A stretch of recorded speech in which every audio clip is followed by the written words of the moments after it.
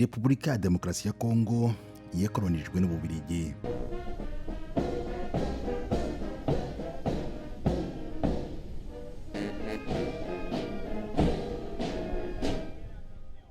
Uyu munsi ku itariki ya 7 y'ukwezi kwa gatandatu, umwami Philippe w'Ububiligi yasuye Kongo. Ni urugendo abanyekongo bibazaho ibibazo bibiri. Ikibazo cya mbere ni kijyanye n'inyungu y'uru rugendo basigarana muri Kongo. Icya kabiri, baribaza niba umwami Philippe aza kuhava asabye imbabazi z'amakosa Ababiligi bakoze mu gihe cy'ubukoloni. Uru ni rwo ruzinduko rwa mbere umwami Philippe agiriye muri Kongo kuva yimye ingoma muri 2013. Nk'uko nari maze kubivuga mu kanya, bamwe mu banyekongo ntibumva impamvu y'uru rugendo rw'umwami Philippe mu gihugu cyabo. Urugero ni nka Junior Bombi utuye mu murwa mukuru Kinshasa, wibaza ati bimaze iki? Nifuza ko perezida wacu yakwita cyane ku bintu bifitiye akamaro abanyekongo kuruta uko yapfusha ubusa amafaranga atumira umuryango w'umwami. Dufite ibintu byinshi hano bikeneye kujya mu buryo, harimo gushimangira uburezi ku kigero cy'uko abantu biga batishyuye, kuzamura imishahara y'abarimu, ariko perezida ahitamo gutumira umwami w'Ububiligi. Araza kugira ate? Kongera kudukandamiza?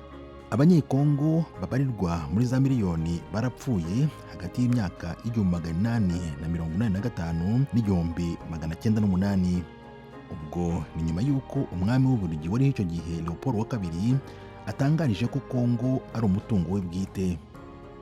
Muri iyo myaka rero ibikorwa by'ubugome byakwiragiye mu gihugu hose, kugeza aho abasirikare bafataga abanyekongo bakabajyana mu Bubiligi kubashyira ahantu hameze nk'ahagenewe inyamaswa. Niba mwibuka neza, nababwiye ko abanyekongo bibaza niba Philippe umwami w'Ububiligi azahava asabye imbabazi zibi bisa nk'aho bashinja Ababiligi mu gihe cy'ubukoloni. Ububiligi bwakolonije Kongo imyaka 52. Mu mwaka w'ibihumbi 2020 umwami Philippe yagize kwicuza gukomeye kubera umubabaro n'icyo umuntu yakwita agasuzuguro byakorewe Kongo mu gihe cy'imyaka 75 y'ubutegetsi bw'Ababiligi. Roger Lokongo ni umunyekongo waminuje mu bijyanye n'amateka. We hari byinshi yiteze muri uruzinduko rw'umwami Philippe. Nk'umunyekongo navuga ngo ikaze muri Repubulika ya Demokarasi ya Kongo nyiricyubahiro mwami. Ariko muri aka kanya ugira ishyaka ryo gusaba imbabazi ku banyekongo. Kuba waravuze ko wicuza ntibihagije.